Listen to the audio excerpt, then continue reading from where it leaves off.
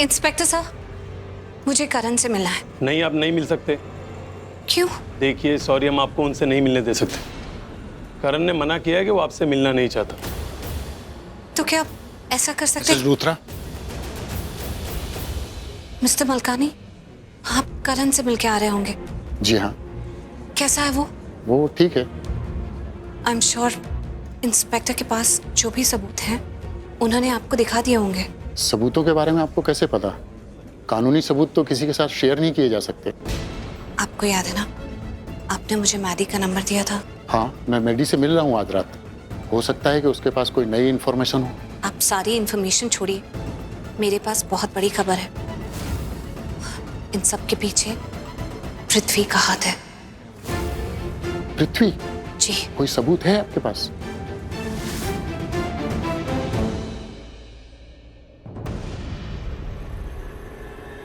पृथ्वी,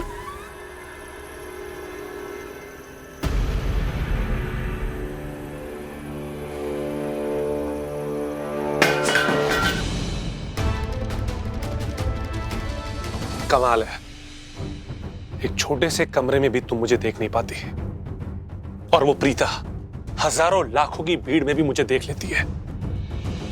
पता है आज उसने क्या किया? उस हुडी वाले इंसान का पीछा किया। तब तक पीछा किया जब तक उसने उस इंसान का चेहरा नहीं देख लिया। मतलब प्रीता ने तुम्हारा चेहरा देख लिया? अरे तो मैं क्या सिंधी में बोल रहा हूं क्या? देख लिया, उसने उस हुडी वाले इंसान का चेहरा देख लिया, और अब उसे पता चल गया है कि करण को सलाखों के पीछे भेजने वाला और कोई नहीं, वो असली गुनहगार और कोई नहीं, मैं हूं। पृथ्वी, तुम्हें टेंशन लेने की जरूरत नहीं। वैसे भी ये लूथराज प्रीता पे विश्वास नहीं करते। कौन है ये लूथराज? हाँ, हुआ दे बेवकूफों की टोली है ये लोग, जोकर्स है सबके सब, किसी की भी बात में आ जाते हैं, किसी पे भी विश्वास कर लेते हैं। कुछ वक्त पहले प्रीता पे विश्वास करते थे, अब नहीं करते हैं। देखो, मुझे बस इतना पता है कि ये लोग जज नहीं है, इनके जजमेंट से कोई फर्क नहीं पड़ता। फर्क पड़ता है कोर्ट के जजमेंट से, और कोर्ट को चाहिए होता है सबूत। और जब तक मेरे खिलाफ प्रीता कोर्ट में सबूत पेश नहीं करेगी कि असली गुनहगार मैं हूं, तब तक आई एम एब्सोल्युटली सेफ। पृथ्वी, क्या तुम ये कहना चाहते हो कि प्रीता लूथराज को यहाँ पर तुमसे बचाने आई है? Obviously, obviously. तुम जानती हो, जब भी मैं उसे पूछता हूं ना कि तुम यहाँ पैसों के लिए नहीं, परिवार प्यार के लिए आई हो क्या, वो हमेशा मना करती है, इनकार करती है। क्यों? क्योंकि वो ये समझती है कि मैं बेवकूफ हूं। अच्छा है, वो जितना मुझे अंडर एस्टिमेट करेगी ना, उतना मेरे लिए अच्छा है। लूथराज के खिलाफ मेरी ये जो जंग है ना, ये एक बहुत बड़ी और लंबी जंग है। और ये जो प्रीता है ना, ये इस जंग का छोटा सा हिस्सा है, और इस हिस्से को ना मैं तबाह करके रख दूंगा। Just wait and watch. मेरी बात सुनो, तुम इस वक्त यहां से चली जाओ, मुझे अकेला छोड़ दो प्लीज। पृथ्वी, मेरी बात तुम सुनो, मैं कह रहा हूं तुम यहां से चली जाओ, मुझे अकेला छोड़ दो। तुम्हें समझ में नहीं आता क्या?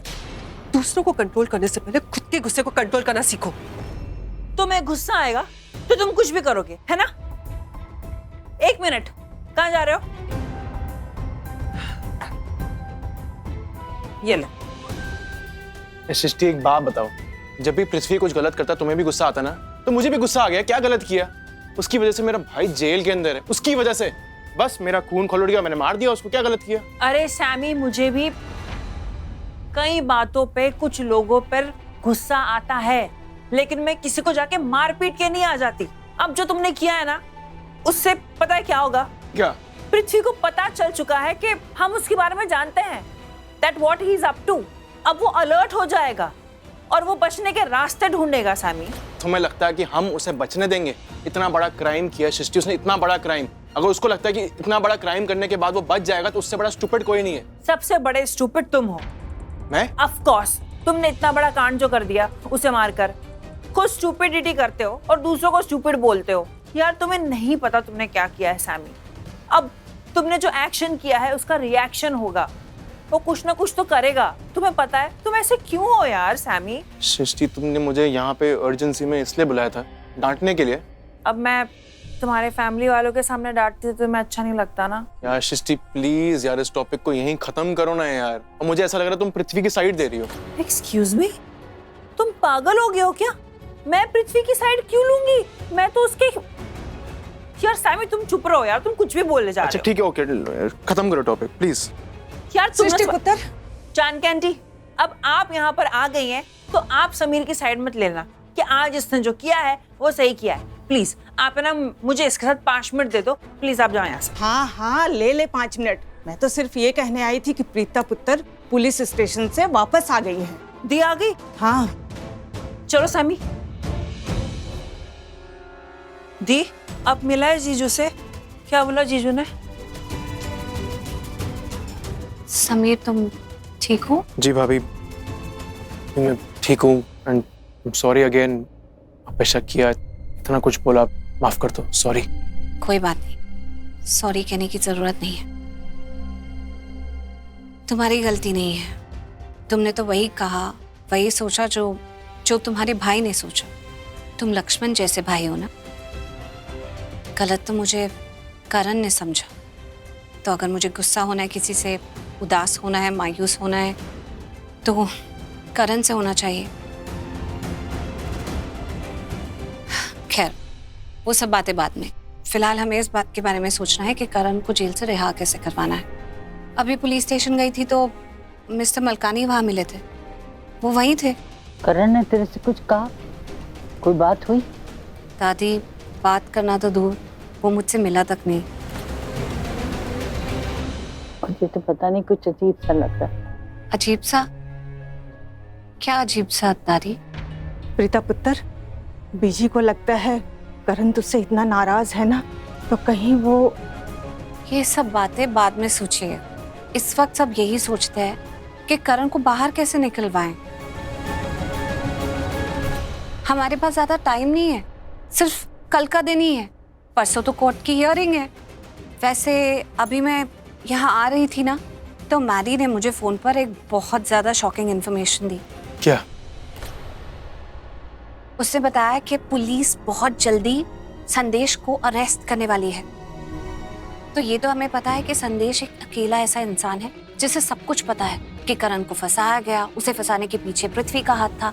बस अब अगर यही बात वो कोर्ट में बोल दे तो बहुत अच्छा हो जाएगा। करण रिहा हो सकता है, लेकिन हाँ, कोर्ट सबूत भी मांगेगा। तो अब मैं ये सोच रही थी कि हम ये सबूत कहाँ से लाएं कि इन सब के पीछे पृथ्वी का हाथ है, या इन दोनों ने मिलकर ये सब प्लानिंग की थी। अब दी, आपके पास इस संदेश का कोई पिक्चर है क्या? कोई फोटो है? पिक्चर का क्या करेगी? नहीं रहने दो।